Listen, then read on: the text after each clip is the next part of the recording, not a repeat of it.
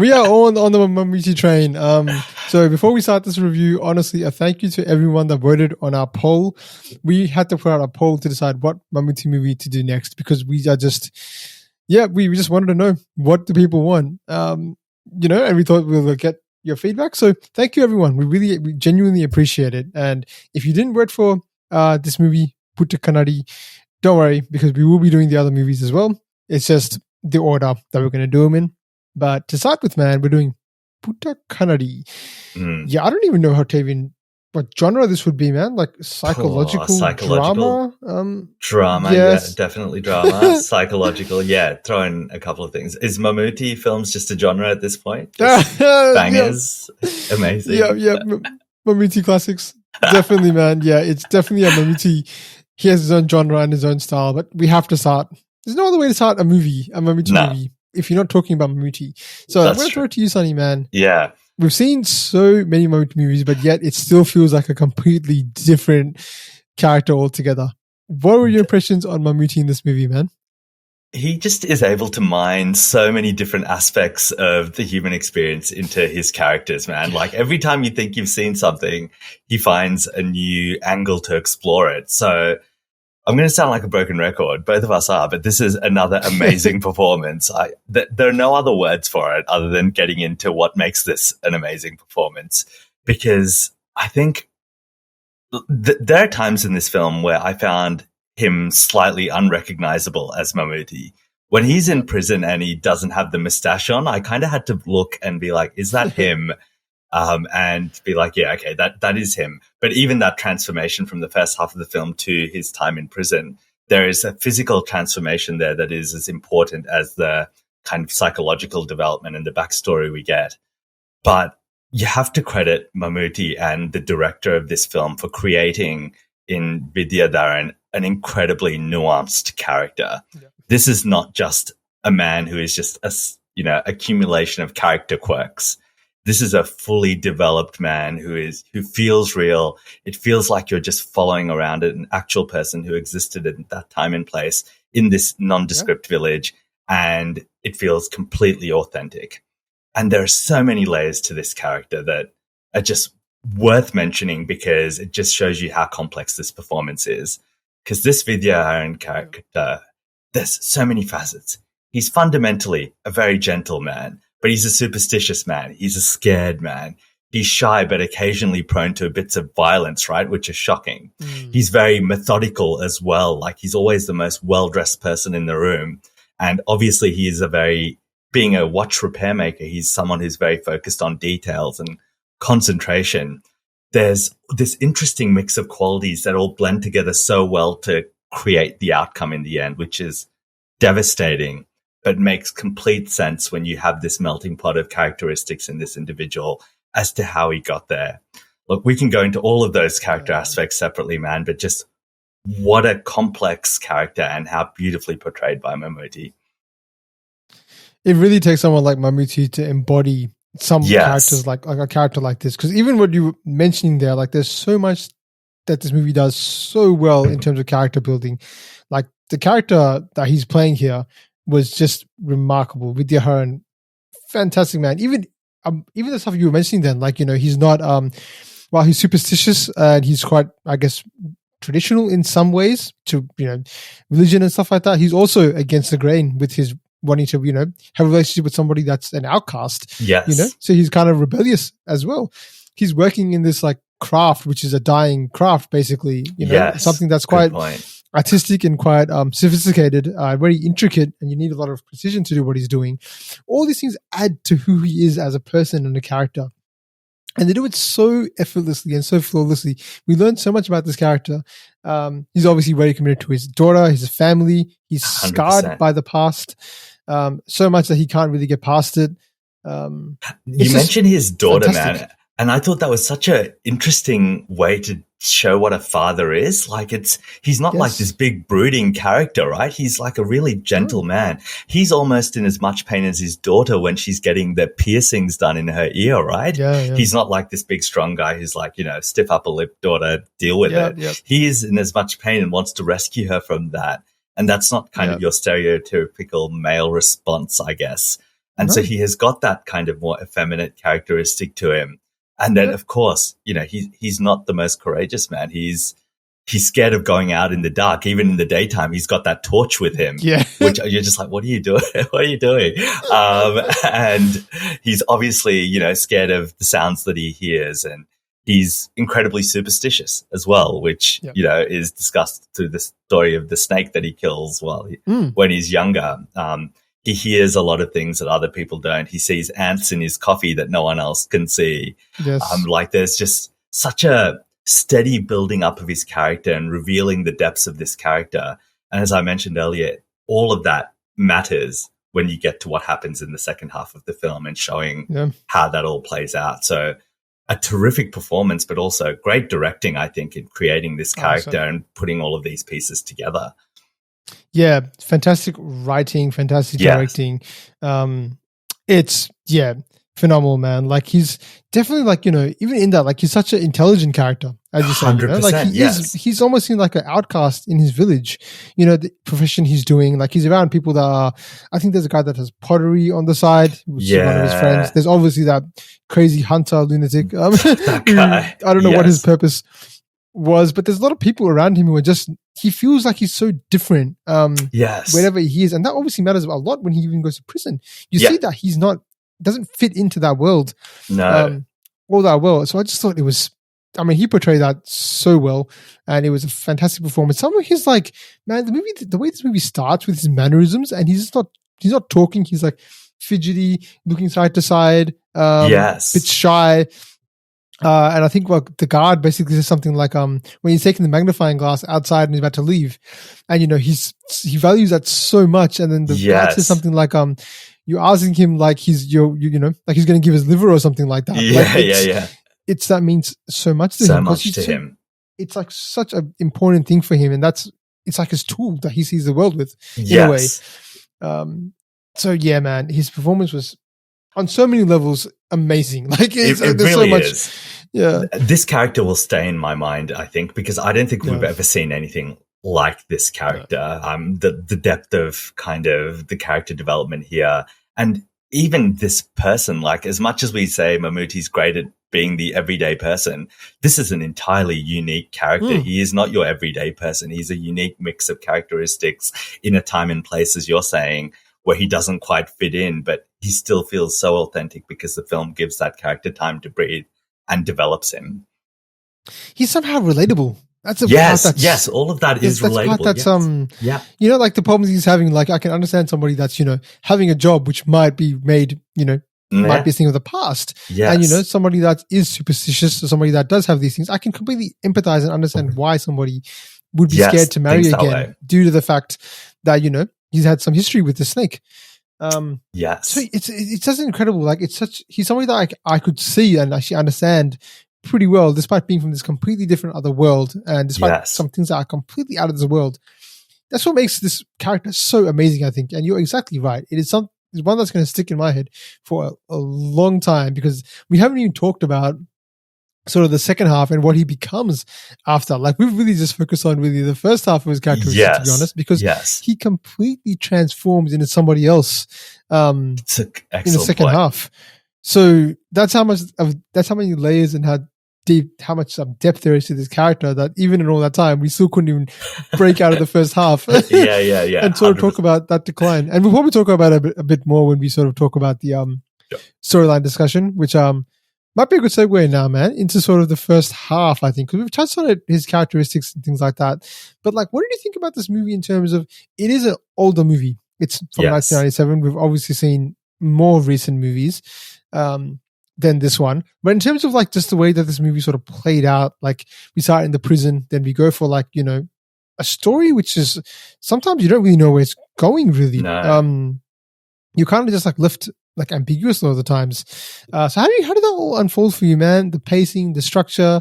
Obviously, we talked about the characters, but there's also some other characters, especially Shiroji, who was also Sarojini, who is also equally just. We need to talk about her at some point. Yes. Yeah. But how did the whole first half play out for you, man?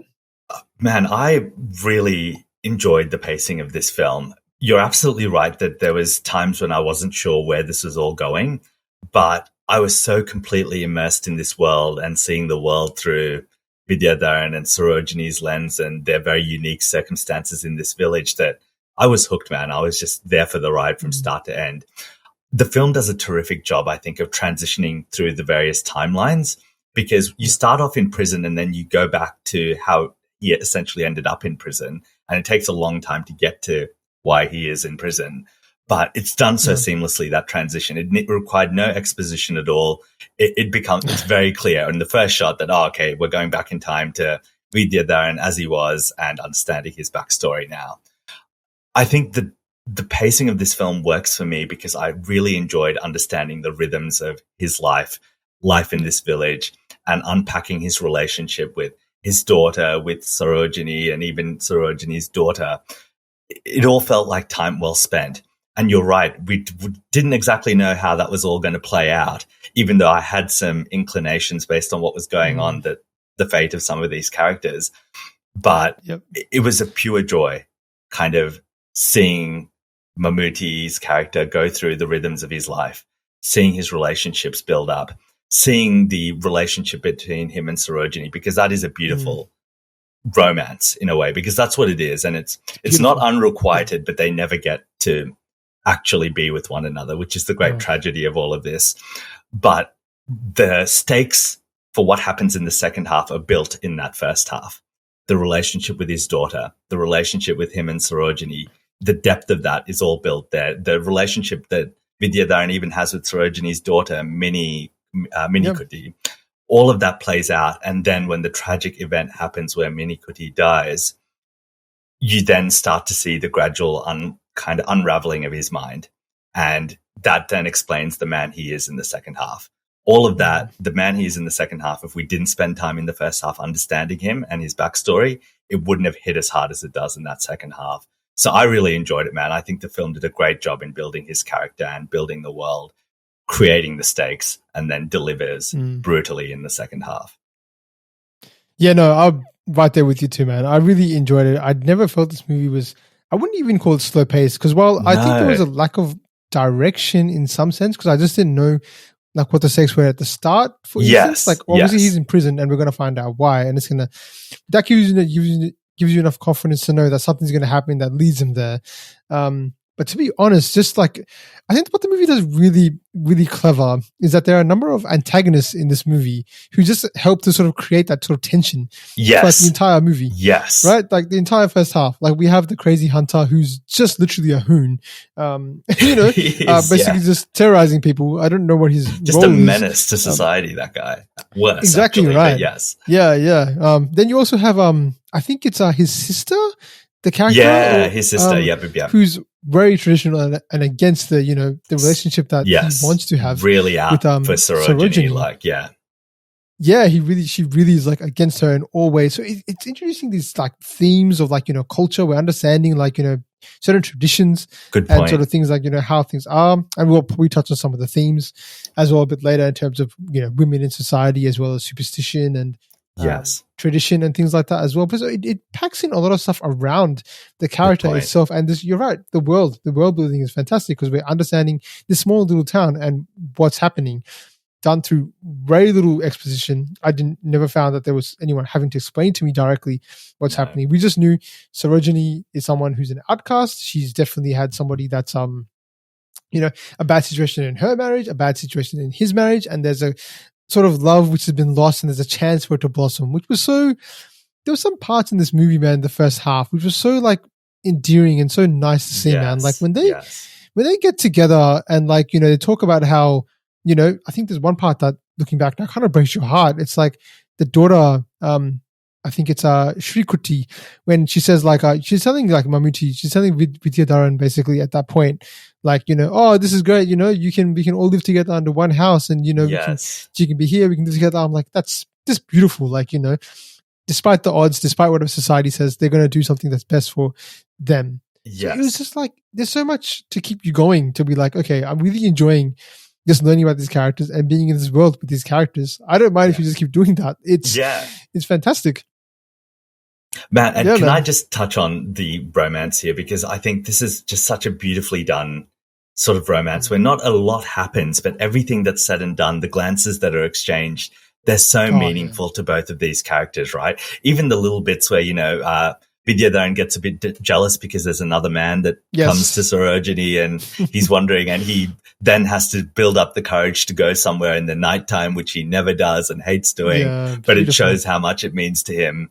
And the fact that, Sarojini is such a great character, and what a resilient woman she is, because she rejects a man who wants to be with her. She's happy being alone if she can't be with Vidyadharan, which I think is a bold move for a woman probably at that point in society, to be like, I don't need a man. Definitely. And, also in the context of some of the abuse she gets from that crazy guy with the gun, right? Like, he is a bit of a menace, and he is like harassing her and her daughter constantly. So you could understand if she wants a man around the house, but she's like, if I don't have Vidyadharan, I will be by myself. And the way that they show affection for one another is so beautifully done, man. The one of the bits of dialogue that is so gorgeous here is when she essentially tells him that even if we can't be together, even if I can just have conversations with you, even if I just have the shared memories with you, that is enough for me, even if you can't take me as your wife, because that's a big issue. He feels a bit compelled by society's expectations, and he doesn't directly marry her. He doesn't go against his sister until the very end. But she says, what we had in the past, our love for one another, that is enough for me. And if I can just keep interacting with you in this village, even if I can't be with you, that is sufficient. And that's what makes the ending so tragic, because suddenly there's the prospect of something more and it's taken away from her. Yeah. And it's such a beautifully done romance, man. Again, didn't require 20 pages of dialogue. It was in looks. It was in short conversations. It was in the music that was played in the background and the beautiful kind of acting of both of these actors. So that really, really affected me, man. It was beautifully done. Yeah. It was so well done. You're exactly right. And it's treated with so much care and so delicately. The very understanding of the situation. Like, we can't be all out and out because of our past trauma we've had. Also due to society, what's happened here. It can't just be an all out, head over heels kind of love, like silly, like romance. Like, this is a serious situation that, and they're living in hard times. I think she's a singer, so she's obviously extremely, a strong-willed woman. Not making much, but just basically able to get through life how she can. She has these small moments with her daughter, which keeps her happy. And the second part is obviously him. The hope that she can be with him, and as you mentioned, that beautiful piece of dialogue to be like, even if we can't be together, that is what keeps me going. So I just thought it was what a mature way to address this, right? It wasn't just like, oh, we love each other, so we'll be together. And that's as simple as that. No, this is two mature people who understand they've got responsibilities. They appreciate society's expectations in them, even if they don't agree, but they know it's a big thing to go against it.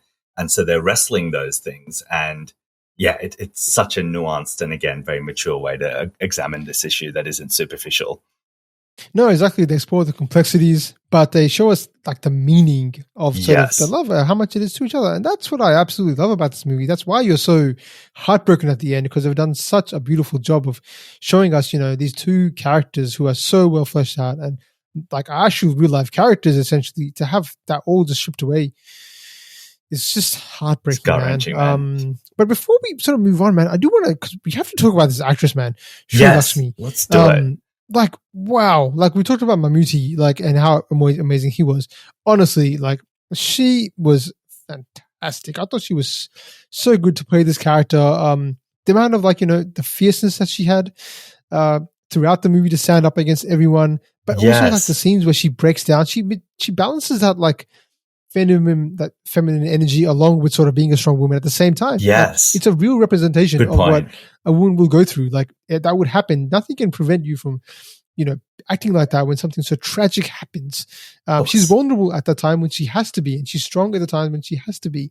So her performance, man, fantastic. And obviously the chemistry, as you mentioned, the little games that they play, the glances that they make, the short dialogues, they're only one or two scenes together. It's not like they're, at some party and they get to know each other or something like that. They're completely different worlds, but at the same time, they have this affection for each other and they want to be close, and they do everything they can in their power to do it despite all the odds.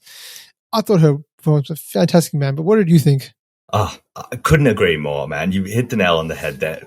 This is a beautifully like balanced performance, as you said, between someone who's so self-assured and a strong woman who's there for her daughter when she needs to be, but also someone who is obviously impacted by the tragic events that happened to her daughter and society's expectations and how she is treated. I just thought it's such a well kind of calibrated performance on her part. I just love how kind of fierce she is as well. Like she's obviously a very talented singer because there are scenes of her singing and the audience is enraptured by her, right? Yeah. They might look down on her for various reasons, but no one can deny that she's incredibly talented and she mesmerizes people with her performances. She's quick to talk back at, the hunter guy who's like trying to harass her. Yeah. She gives it back to him. Incredibly strong. She's not a damsel in distress at all in this film. No. She's a very strong character. She has also this great relationship with her daughter that's a little bit playful. They tease one another because she obviously had her daughter when she was really young. So it's like a different dynamic than an ordinary mother-daughter maybe. And so again, just that those different characteristics of the character are built so well by the actress here, Sreelakshmi, I think. Yeah, such a terrific performance, man. And even when she breaks down, she doesn't stay that way forever. In the second half of the film, she's kind of back. She's visiting Vidyadharan in prison. She's getting the house ready. She has joy in her face. Despite she's the one who's had the most tragedy happen to her, she's somehow more resilient than even Vidyadharan, who loses himself in prison, who descends further into kind of that mental ill health, I guess. And so just such an amazing character. And I think she deserves equal billing to Mammooty in this film because she's as much of an emotional core to this film as Mammootty's character is. You sympathize with her. You are as gutted for her as you are for Mammooty and what happens to him at the end. And I think the tragedy for her is somewhat even worse. She's lost her daughter, and this person that she wants to live the rest of her life with, he at the end doesn't even recognize her. It's not that those memories that are so important to her character, the shared relationship of what they went through as kids and the love they have, suddenly that other person doesn't even have that. So not only can she not be with him, he doesn't even have those memories of their childhood. So that the gut punch there is kind of doubly worse because we are so invested in her own happiness. And so she deserves as much kind of props in her performance as Mammooty does, I think. Man, I didn't even think about the aspect about the whole memory side. That's such a great point. That's brutal to think of that, how much she has lost. Yeah, man. And even just some of the scenes she has when she's sort of breaking down, I thought they were so convincing and they were so captivating in what she does, right? Like obviously the end scene, which is remarkable. Yes. She's lost everything, but also like when she lost her daughter and she's running around like sort of crazy. It's all none of it is overacting. It was all kind of as you would expect someone to behave in that extreme scenario. Yep. Exactly right. It's all just done. It's all masterfully done. I think it's just amazing. Yeah. She was fantastic. I completely agree with you. She deserves equal billing. And just that, I didn't think about it until we started talking, but that the contrast between the two characters is so unique in a movie like this. Because obviously you have, Mammooty would be the masculine character normally, and you would traditionally think of him as a strong, resilient person going to fight up against everybody and take a stance. But it's actually Sarojini who's actually the more resilient and stronger character in this movie. Yeah, like, as you mentioned, she goes through all the tragedy, but yet at the same time, she still has her head up. She still visits him. She still does everything. She knows how to get through hard times better than Vidyadharan does. Totally. So they've done. These are all things in the character, and they've all, again, extremely well written movie, fantastically written movie. Like it's, and obviously the actors portrayed these characters so well. So yeah, just hands down, a masterclass. Seriously, masterclass. 100%. But before we move on to the second one, I think a good transition into the second sort of phase of this movie, which is the sort of second half and sort of the psychosis and getting inside the mind, because that's where we really go to in the second half. Yes. Inside the mind of Vidyadharan. So it all happens through like a pretty, like probably the most, like, I don't know, the action, but the biggest action scene I think in this movie is probably the little fight scene that they have there, which was interesting to see that sort of stand up and sort of the change of tone that takes after that. How did you think about that whole transition back into it, that whole scene itself, for instance, about, how Mammootty sort of thinks he knows who's done wrong and fighting for justice himself. Yes. Accidentally killing this guy through kicking him. How do you think that all unraveled, and sort of a good segue into sort of how we start the second half and that whole process of unraveling that side of the story? Man, in a way, I wasn't surprised by how he went after that hunter guy, because if you think you know that someone did this horrible crime of murdering and potentially, raping a young girl, like, I can understand someone responding the way he did. That is not unjustified. And to see him walking around and drinking the potential villain, I can understand why. And he was provoked because the villain guy threw the glass at him, right? And I shouldn't say villain because we don't know that he actually did this. Yes. What he's accused of, I guess, and that is one of the uncertainties here. But his response was, in a way, justified, and I can understand why he responded the way he did, and he didn't intend to kill him, but the violence was understandable. But it is such a difference in his character, I think. And it made me really wonder, at what point does the mental kind of breakdown start? Is it with the death of Mammoootty, or did it exist before that, or was it in prison? It's all really unambiguous to me as to when it all started. And that scene is when perhaps he starts losing touch with reality. He might have already before, but that's when it kind of takes it up a notch. And then you see him transition into the character he is in prison.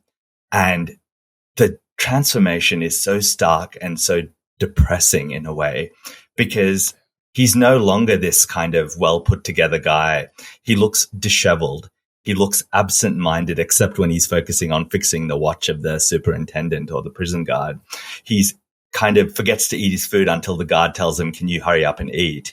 He is just completely out of it. He's no longer the switched on, kind of generous, kind-hearted man. He's not hardened or evil. It's just like there's a light that's left him.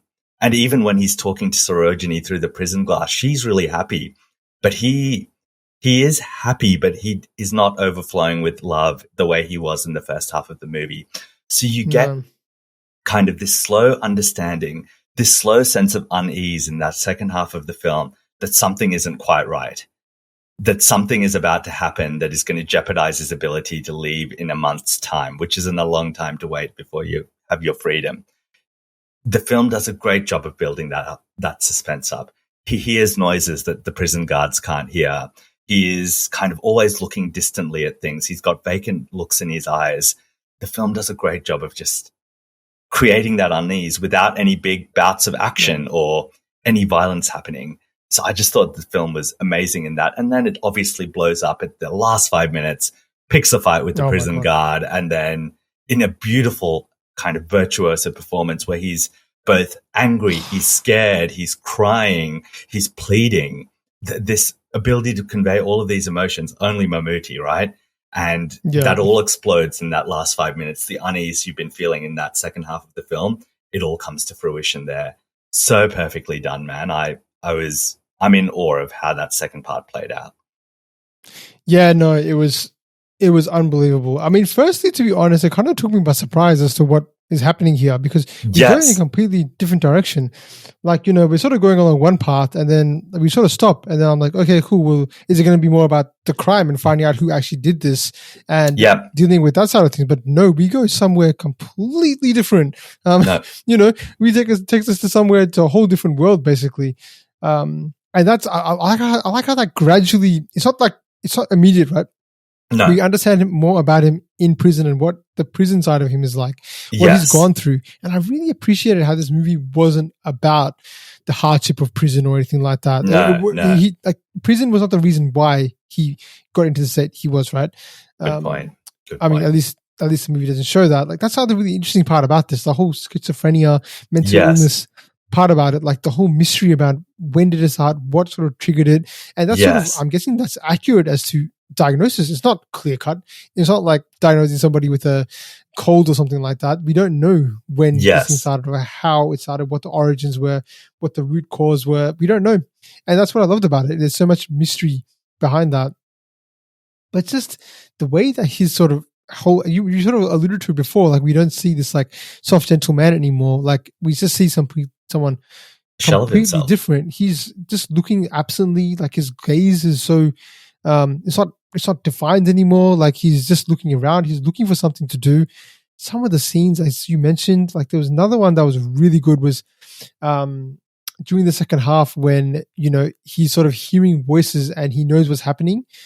And he's just going he's using the accent, just sort of doing the work, but he can't, it's already like he can't see anything or do anything about it. That's right. Reaching up to the wall where he can't go up and, do anything about it. Yes. It was, yeah. You're almost stuck in that mental state with him. Like you feel it so intimately. Yeah, exactly. It's interesting because, a lot of, being in the prison is very intimate, right? Because we go from, it's interesting the setting as well. So you mentioned that word because it's got me thinking, like, obviously we go from the world of where Mammoootty was with the different interactions he has with people. Yeah. It's not like we don't know anybody else in prison. Like it's just him. There's a little bit of the guard, I guess, his projection of the guard and also the guard above, like the warden, I guess he would be in that small prison.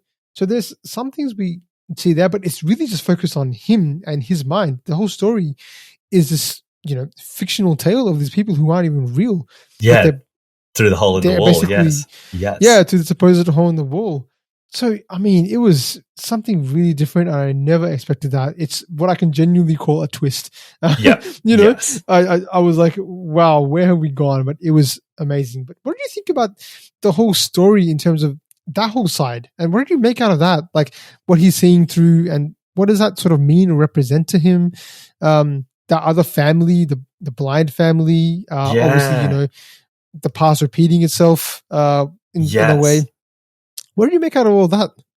It's a good point. I think maybe he was projecting kind of the idyllic life that he might want to have lived with with Sarojini and Srikutti once they could all be together.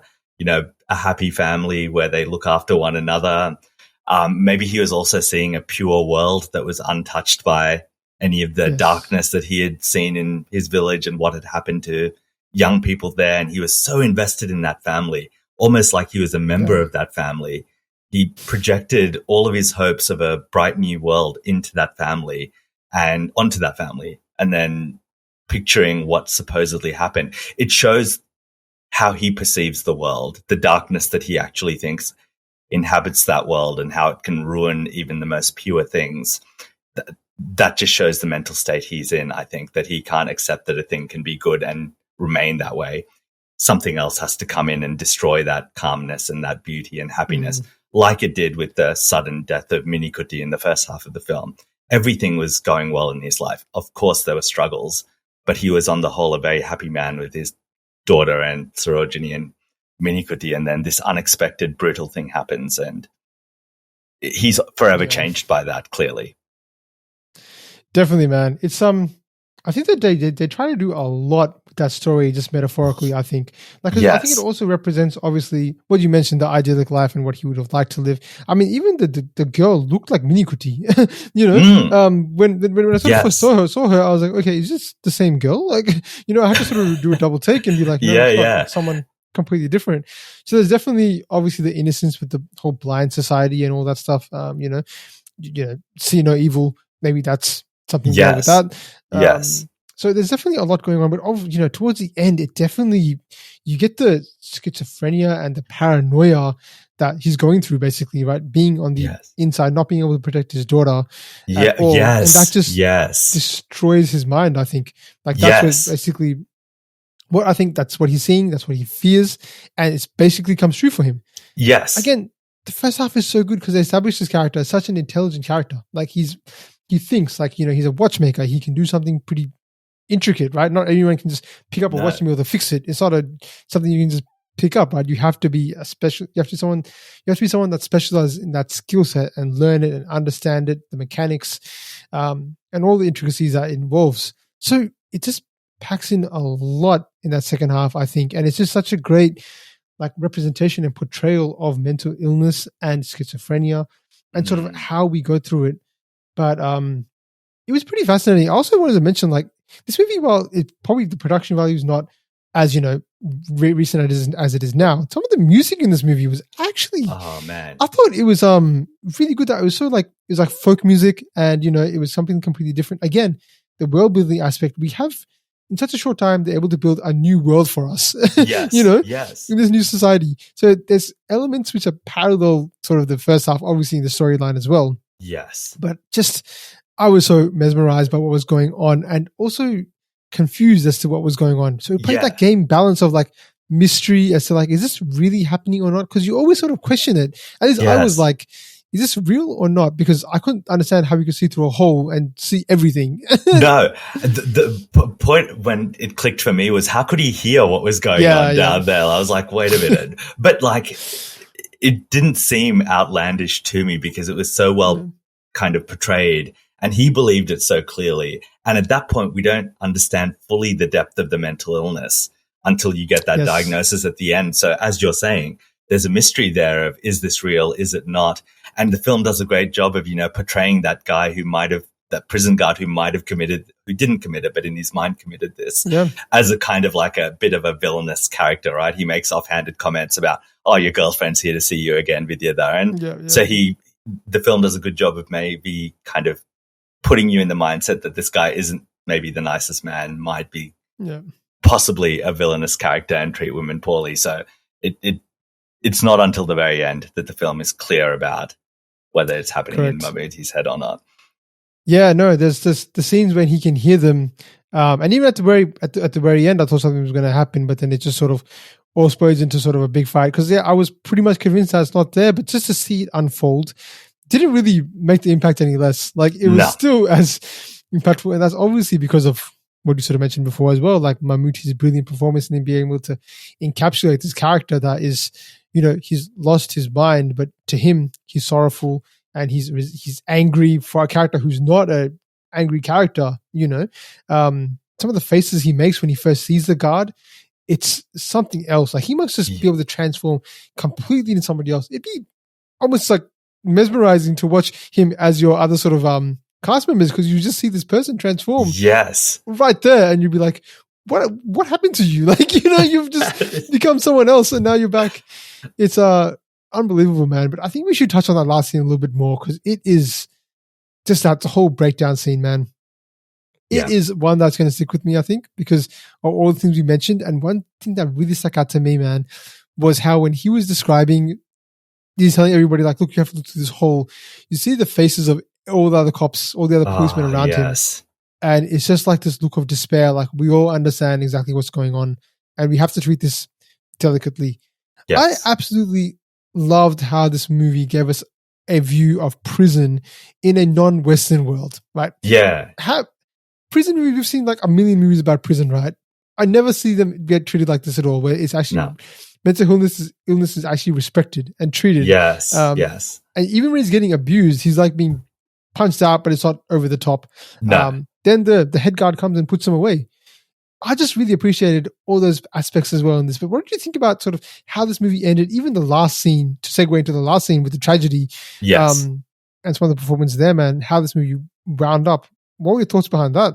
I thought that scene where kind of Vidyadharan loses it at that prison guard was so well done. First element was Mammootty's great performance there and balancing the kind of emotional swings of that character in a short period of time, especially the despair. The way he's saying the girl's name, it like breaks your heart, and you see his heart breaking. And you hit the nail on the head earlier when you said it's another instance of him not being able to protect someone who's vulnerable, because he couldn't protect Minikutti. He tells her to go walk home in the night or something. He says something, and maybe part of him feels like maybe he should have walked home with her or something.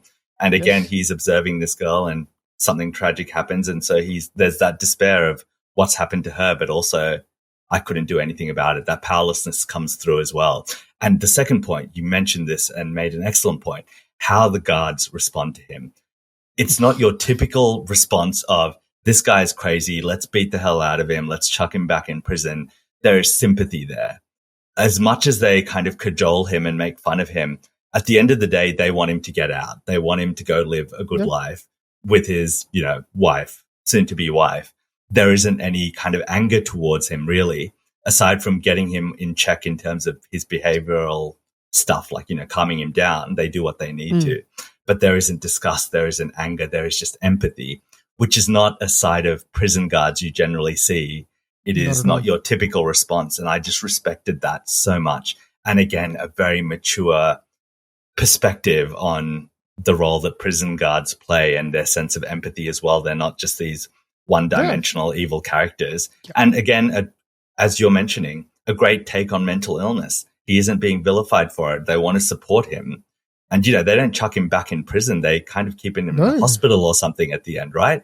And they kind of wonder whether this should have been taken into account in his sentencing at the time of the trial.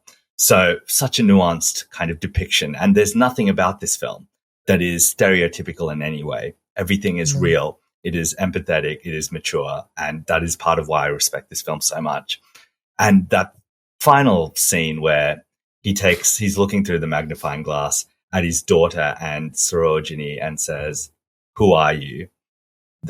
Oh my God. In those words, he's able to convey so much. And Sarojini, the actress that plays her, Sreelakshmi, able to portray so much just in reacting to that.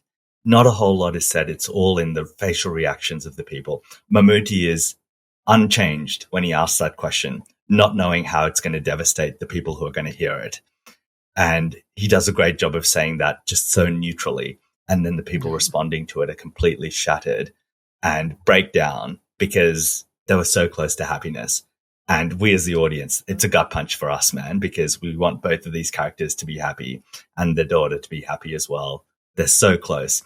Part of what makes it so well done in terms of the tension is he's so close to getting out of prison, right? It wasn't like he's 2 years away. He's 1 month. He's a couple of weeks. He's 1 day. He's right about to leave right now. And this happens. That just, the gut punch there is it's hard to recover from, man. And I was so affected by this, and it won't be leaving me anytime soon. No, you're exactly right, man. That last scene, he says like 3 words, "Who are you?"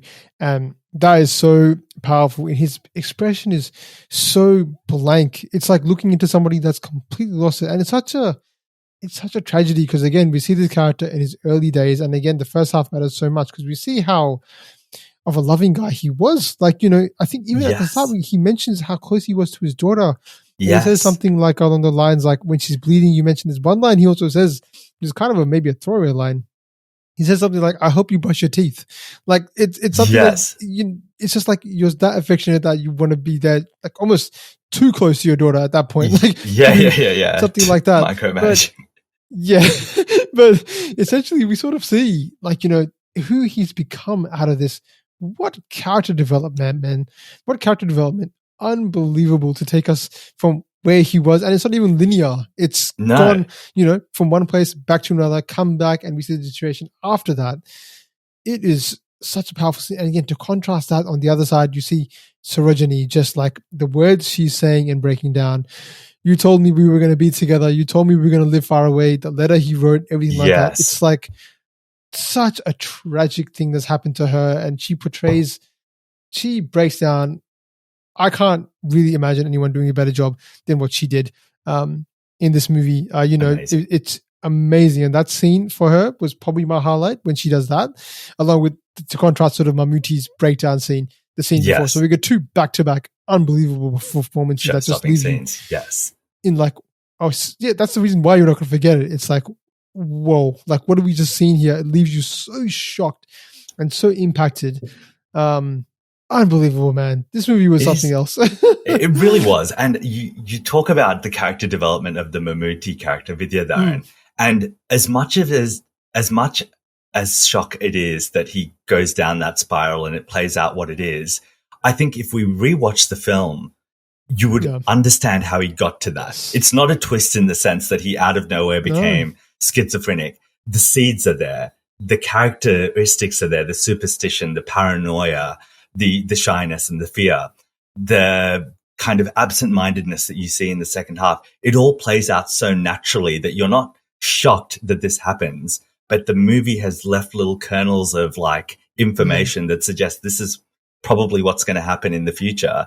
But it's done so well and so subtly that it still blows you away. But there's a logic to all of it. And I think you can pick up so much more on a second or third viewing of this film, man, because everything feels intentional in this film. There's not a scene there that doesn't need to be there. It is constructed beautifully by the director. The dialogue is great. Even every little thing, as I was saying before, when he complains to his sister that there's an ant in the coffee, there is no ant. When he complains about a green snake that was in the leaves, there was no green snake. All of this are building up to this image of a man who sees things that aren't there.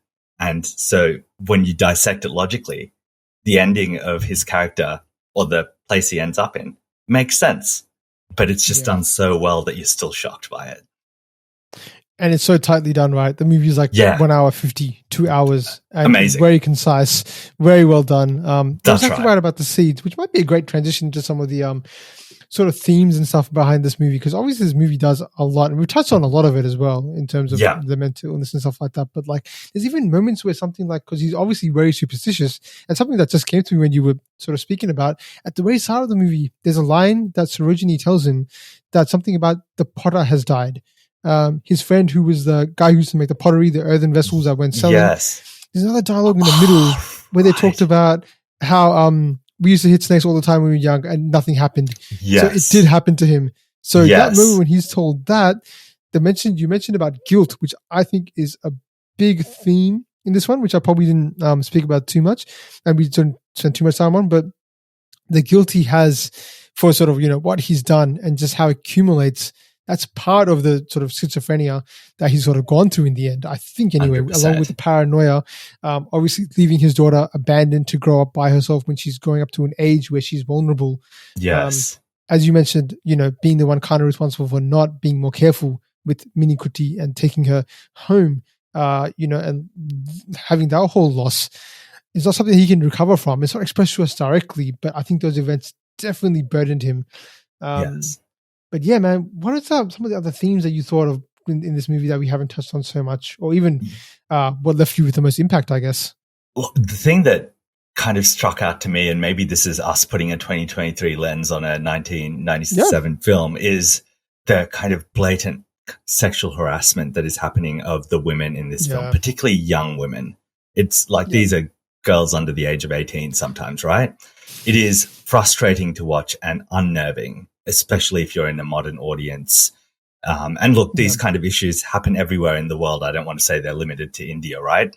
And I don't want to speak for the experience of women in India, but if even a fraction of what this film is depicting about the reality of women in India and these village communities is true, that is horrifying to me, that they would be subjected to this kind of harassment on a day-to-day basis.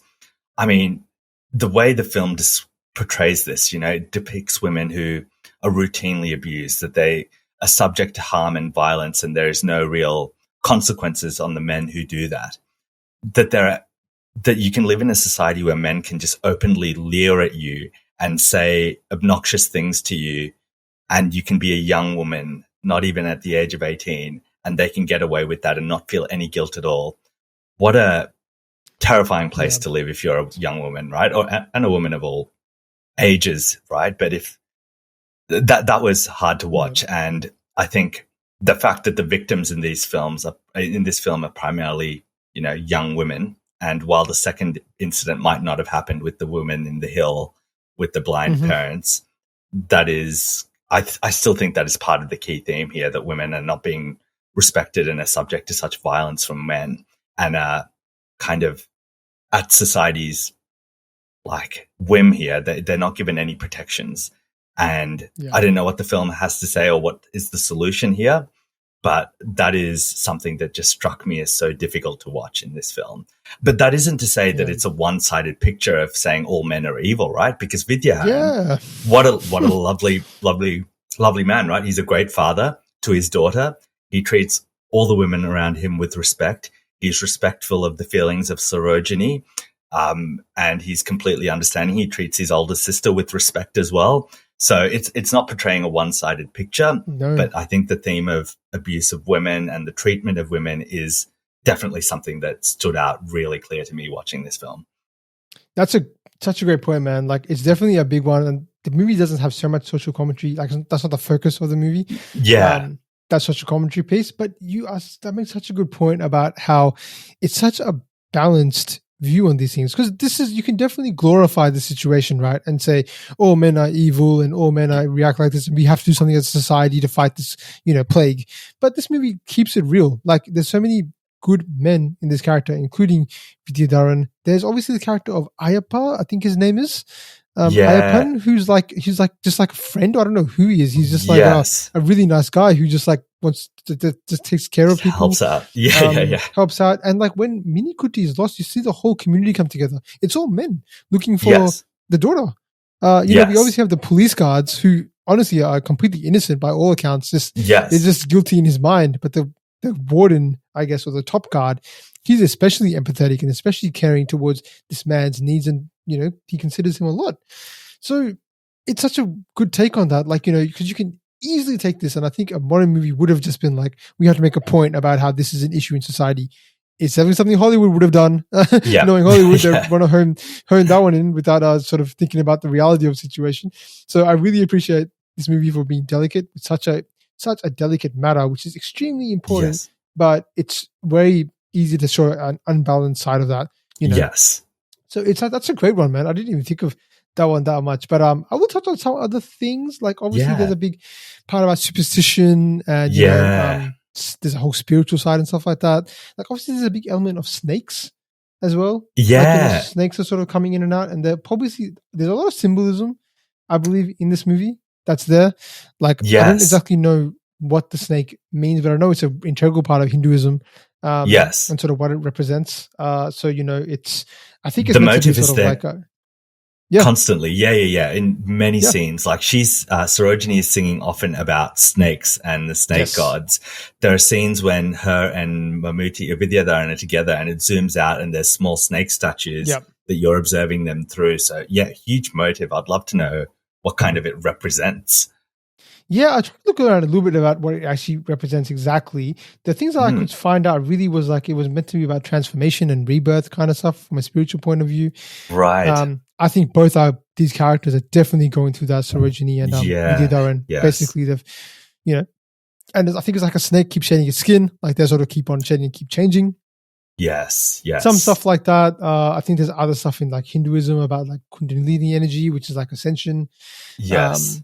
And things like that. I think sometimes snakes are used as cosmic serpents. I'm reading from here as well. Focuses on creation. So they actually mean a lot about sort of life. Yes. I think the energy of life is what I think I'm getting out of this divine energy and protection as well, which is why she might keep the snakes outside to help her protect. And she worships the snakes more than others, which is looked down upon from the others, actually. So it's pretty interesting to see that side. Obviously, Mammoootty, as we see, is very Vidyadharan is very superstitious and going through that whole guilt about losing his wife through the action with the snakes that he killed.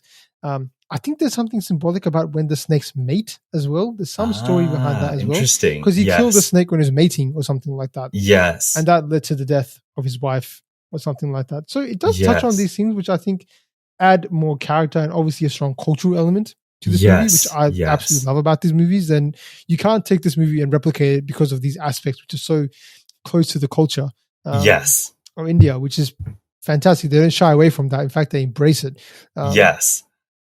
Which is absolutely fantastic, man. So there's some other things like that. We will sort of look towards sort of the end and the scale and things like that. But I just want to talk about some comparisons because we've been talking about, man, I have one thing that this reminded me of, and this is going to be definitely out of field, man, but it reminded me of the book, Crime and Punishment. Like, I don't know if you read that book or not, the Dostoevsky book. Yes. A lot of sort of the whole guilt, the psychological exploration, of sort of the breakdown of a character after murdering somebody. And going through that, like the paranoia, everything is there in that book as well, including going to prison at the end. He's not in prison, he's outside trying to live his life, knowing that he's done this crime. That's the one thing it reminded me of. Otherwise, movies-wise, man, there's shades of Muniripu in this, obviously with the prison and stuff like that. And Mammoootty playing again another prison character. But what about you, man? Any other comparisons? No, nothing really. I think a good observation about the Crime and Punishment, especially so much of that book is on the internal workings of the main character. And this film, the second half, is so much about what's in his head. You don't get the dialogue, of course, but you see the world through his eyes and you get snippets of the world as he sees it or hears it sometimes. but otherwise, there are so many parts of this film, man, that I find thoroughly unique. I don't think I've seen anything like this before, to be honest. You've seen films where, someone's got a mental illness or something, but that's because, and they are actually as evil as you think they are, or they actually did some horrible crime. It's not the other way around where he's actually a sympathetic character with some mental illness. So I think the uniqueness of this film is one of the things that will mean it stays with me for a long time, because there are just elements of this world, these characters that are just so unique and so well done that, they'll stick with me. Yeah. It's a pretty fantastic movie, man. We sort of look to wrap it up. I did want to give a special mention to this director. Lohithadas. Fantastic, man. Like I've just read about him. Apparently he's unfortunately passed away already at the age of 54. So I think that's a real tragic loss to the whole industry, because if he can do this kind of stuff, I think he was more a writer than he was a director. Okay. So this was his debut directional movie, and he didn't do many. Yeah, this was his debut. This is your first movie, is this masterpiece. Yeah, okay. Yeah, that's unbelievable coming to think of it. To do something like this. So this was a debut movie. I think he won an award for it, for best debut movie or something like that. I think this movie was not a commercial hit though. And I can completely understand that. It's definitely the kind of movie that you come in to take your family to have a nice time, and you see this and you're like, well, that's not what I expected. No, so that's right. It definitely got a more appreciation after that. But yeah, man, fantastic direction, fantastic work. I think he's known for sort of as such a great writer, obviously exploring human complexities and relationships, and obviously, as you mentioned as well, societal issues in a very obviously delicate way. Yeah, man, it's fantastic. Thank you everyone who voted on the poll to give us this movie to review first. I can understand why you guys voted for this movie. It is something else. But yes, Sunny, we'll move on to something a bit different. We're transitioning from our good old D scale. We think it's just getting too much of dynamites and dopes. We're not really looking at the other parts of the scale because of this. The quality of reviews we are doing are really good. So we're changing it a little bit now. I'm gonna give you the IMDb rating for this movie, and you tell me whether you like this movie more than the average rating, less than the average rating, or you're about on par. All right. Man, so Bhoothakkannadi, 1997. It had a rating of 7.9 out of 10. That is underrated. That is underrated. It deserves more than that. 100% more than that. This film it impacts you on so many levels. It is so tender and gut-wrenching at the same time. We've discussed all the aspects of this film that are great. This is virtuoso performance by Mammoootty and Sreelakshmi. The direction here, as I was saying before, this is a movie that has been crafted. There's an intentionality to everything you see on screen. And that is why I think I could go revisit this film at some point in the future, and I can pick up more that kind of leads you through to the conclusion of the Mammoootty character. So there's so much in this film. We only touched on the music, man, but it adds so much to that film. It adds atmosphere. It adds obviously just great music. It adds a great mood to this film, and it adds to the quality of the understanding of the characters as well. Every element of this film is close to flawless in my view. I couldn't recommend this highly enough to people, especially people who love cinema, because this hits the mark on every count. No, I completely agree, man. It's basically 8 out of 10 after 516 votes. No, I definitely see this is quite a bit higher, to be honest. This is probably one of the best movies that I think we've covered. Agreed. I think like it definitely has shades of Nanpakul near it too, right? Like there's lot of the direction and the style, and the fact that you mentioned you can watch it again and learn so much.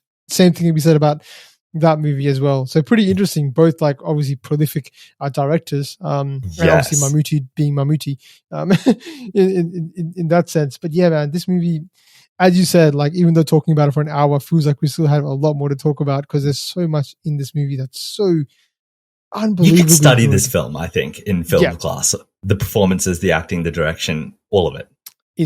Easily could. You could definitely, learn about character development, learn about writing, learn about direction, learn about acting. Take this and just study it. It's an amazing movie. But yeah, man, that'll basically do it for us.